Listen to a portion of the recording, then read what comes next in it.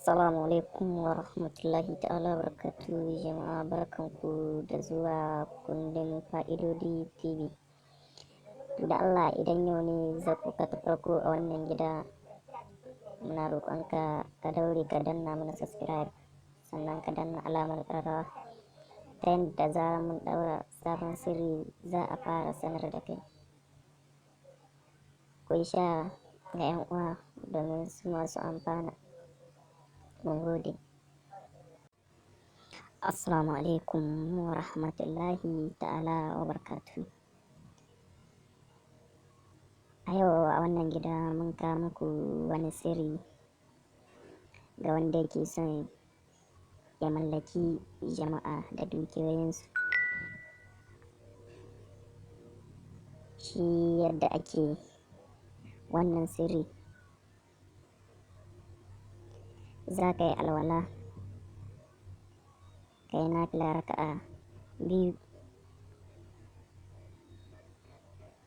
Bayan ka yi nafila raka'a biyu, ka yi istighfari 100, hailala 100, salatin annabi 100. Bayan ka gama, sai ka kama wuridin ya Allah ya Allah. Za ka yi wuridin ya Allahu kafa 5000 duk 100. A karanta suratun nasari, wato ijaja a nasarullahi kafa 1. Ka sa hatimin a kan carbi, za ka yi laya da hatimin ka ɗaura ta a kan carbi. Za ka yi sati 1 kana wannan aiki a jere ga wannan hatimi. Za ku ga a sama an sa annasu, a ƙasa an sa. A haka da yadda kuka ga an yi shi, haka za ku rubuta shi.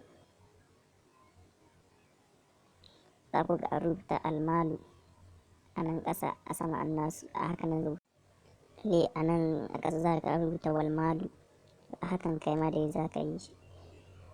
Yadda ka ga an zana shi, a haka kai ma za ka zana. Allah ya bada sa'a, Allah ya taimake mu, Allah ya ba mu ikon aikata.